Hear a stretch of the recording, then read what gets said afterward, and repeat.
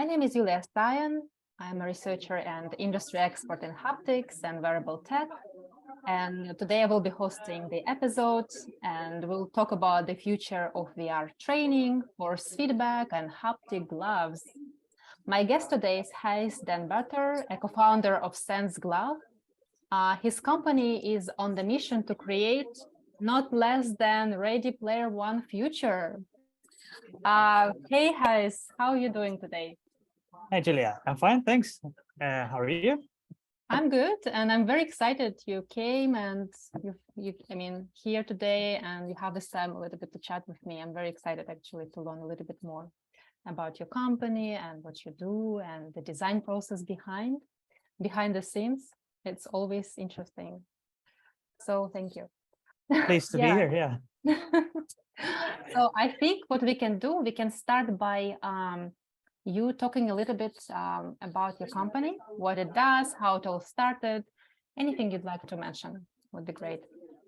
Yeah, no, so as you already mentioned in the introduction, I'm one of the co-founders of a company called SenseGlove, and we make wearable haptic feedback devices, and especially for immersive environments, immersive 3D environments, so like VR, AR, but also lately more into our telerobotics, so controlling robots from a distance. And it is always our goal to make haptics wearable and user-friendly. So haptics already kind of exists as a technology like digital touch since the 80s, and especially in force feedback areas, have always been very bulky and heavy devices where you need to be kind of a control system engineer to develop for those devices in a sense. And with the upcoming wave of like VR, virtual reality in 2016, 2017, we really wanted to have something that is easy to use, implementable for just any game developer in a sense. To us, we wanted to create a wearable that has the most fidelity haptics inside there, but was still easy to use and below 300 grams in as such. That's what we achieved with Nova, or SenseGlove Nova, when we launched that product in 2019. Prior to that, we had another product which was more tech-oriented and was more coming from the actual research what we were doing at that time at the Delft University of Technology, but was related to rehabilitation robotics. But that was also already meant for the same purpose of being a wearable in virtual reality with force and vibro-tactile feedback. So it's actually started with like a school project initially. Am I correct? I'm just yes. No, that's true. Yes, it's inspirational for many students. I mean, just to hear. Yeah, no, so definitely. So I graduated in 2015 at the Delft University of Technology based on a technology patent that my other co-founder Johannes had previously developed in his graduation thesis, and his idea was to build a wearable glove that could help patients that suffered from a stroke to regain motion due to repetitive movements, because currently I have a physical therapist that does a lot of repetitive stretching of a hand, for instance, when someone is impaired due to a stroke. And the idea was that we could have a robot that took over that particular job. Well, obviously that whole idea was nice, interesting, and very it was an interesting idea, but if you look at the concept itself and if you look at the business model behind it, it's not something that will fly.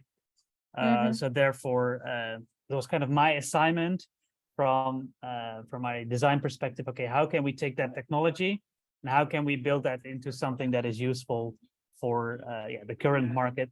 And then the whole virtual reality wave came up, like Oculus was bought by Facebook in 2016, right. And so it was just a really good timing also.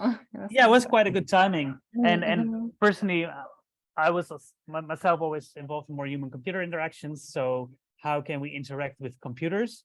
And I was doing things like app design and user interface designs and such. And I was always frustrated by the fact that, well, you're pushing on a button, you're typing, you're in front of your smartphone, doing really cramped interactions with a digital environment. But then when that whole 3D computing, like virtuality, came up, I thought, okay, this is also the time that we can actually move from like cramped, non-natural interactions to come to something that is actually natural, like the way we interact as humans to humans. and in a then tangible, like, in a combined, tactile way. yeah, and then combined with the technology that Johannes was developing for rehabilitation robotics, because it was kind of a merge for me. It's like, hey, we can do very precise motion capturing of hands with the technology. We can invert like the motors and say, okay, we don't use it as something that exerts power to the human, but as the human exerts power to a digital environment, we can add you, we can let you feel, in a sense, force feedback. And the robot Johannes created was already quite wearable. So yeah, that kind of was a logical step for us to build that first product in a way that we had a wearable. It's a really cool example. I mean, as I said, it could be very inspirational for many students, you know, who do like all this thesis works, and, you know, sometimes they don't think their projects could be applicable in life later, but here you are, you have like an amazing example. Thanks for sharing.